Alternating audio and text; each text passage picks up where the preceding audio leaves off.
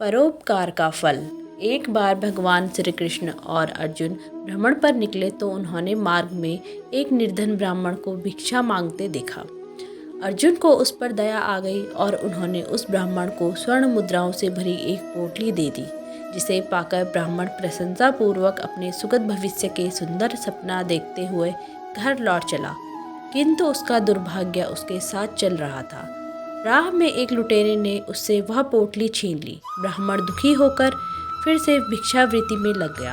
अगले दिन फिर अर्जुन की दृष्टि जब उस ब्राह्मण पर पड़ी तो उन्होंने उससे इसका कारण पूछा। ब्राह्मण ने सारा विवरण अर्जुन को बता दिया। ब्राह्मण की व्यथा सुनकर अर्जुन को फिर से उस पर दया आ गई। अर्जुन ने इस बार ब्राह्मण को मूल्यवान एक मणिक दिया। ब्राह्मण उसे लेकर घर पहुंचा।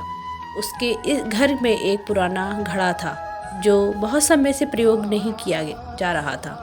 ब्राह्मण ने चोरी होने के भय से मणिक को उस घड़े में छुपा दिया, किंतु उसका दुर्भाग्य था कि दिन भर का थका मांदा होने के कारण उसे नींद आ गई।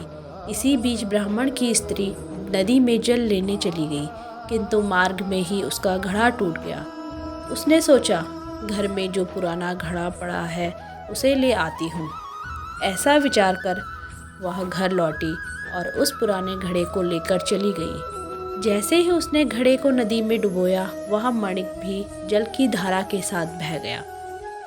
ब्राह्मण को जब यह बात पता चली तो वह अपने भाग्य को कोसता हुआ फिर से भिक्षावृत्ति में लग गया। अर्जुन और भगवान श्री कृष्ण ने जब फिर उसे इस दरिद्र अवस्था में देखा तो अर्जुन ने जाकर इसका कारण पूछा। तो ब्राह्मण ने सारा वृतांत सुनाया। सारा वृतांत सुनकर अर्जुन को बड़ी हताशा हुई और मन ही मन सोचने लगे, इस अभागे ब्राह्मण के जीवन में क्या कभी सुख नहीं आ सकता। अब यहाँ से प्रभु की लीला प्रारंभ हुई। उन्होंने उस ब्राह्मण को 2 पैसे दान में दिए। तब अर्जुन ने उनसे पूछा, प्रभु मेरी दी मुद्राएं और मणिक भी इस अभागे की दरिद्रता नहीं मिटा सके, तो इन 2 पैसों से इसका क्या होगा। यह सुनकर प्रभु बस मुस्कुरा भर दिए और अर्जुन ने उस ब्राह्मण के पीछे जाने को कहा। रास्ते में ब्राह्मण सोचता हुआ जा रहा था कि 2 पैसों से तो एक व्यक्ति के लिए भी भोजन नहीं आएगा। प्रभु ने उसे इतना तुच्छ दान क्यों दिया। प्रभु की यह कैसी लीला है। ऐसा विचार करता हुआ वह चला जा रहा था। उसकी दृष्टि एक मछुआरे पर पड़ी। उसने देखा कि मछुआरे की जाल में एक मछली फंसी है और वह छूटने के लिए तड़प रही है। ब्राह्मण को उस मछली पर दया आ गई। उसने सोचा, इन 2 पैसों से पेट की आग तो बुझेगी नहीं, क्यों ना इस मछली के प्राण बचा लिए जाए। यह सोचकर उसने 2 पैसों में उस मछली का सौदा कर लिया और मछली को अपने कमंडल में डाल लिया। कमंडल में जल भरा और मछली को नदी में छोड़ने चल पड़ा। तभी मछली के मुख से कुछ निकला। उस निर्धन ब्राह्मण ने देखा, वह वही मणिक था जो उसने घड़े में छुपाया था। ब्राह्मण प्रशंसा के मारे चिल्लाने लगा, मिल गया, मिल गया। तभी भाग्यवश लुटेरा भी वहां से गुजर रहा था, जिसने ब्राह्मण की मुद्राएं लूटी थी। उसने ब्राह्मण को चिल्लाते हुए सुना, मिल गया, मिल गया। लुटेरा भयभीत हो गया।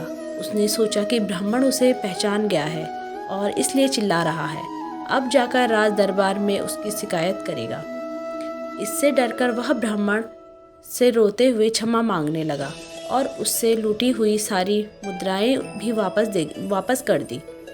यह देख अर्जुन प्रभु के आगे नतमस्तक हुए बिना नहीं रह सके। अर्जुन बोले, प्रभु यह कैसी लीला है।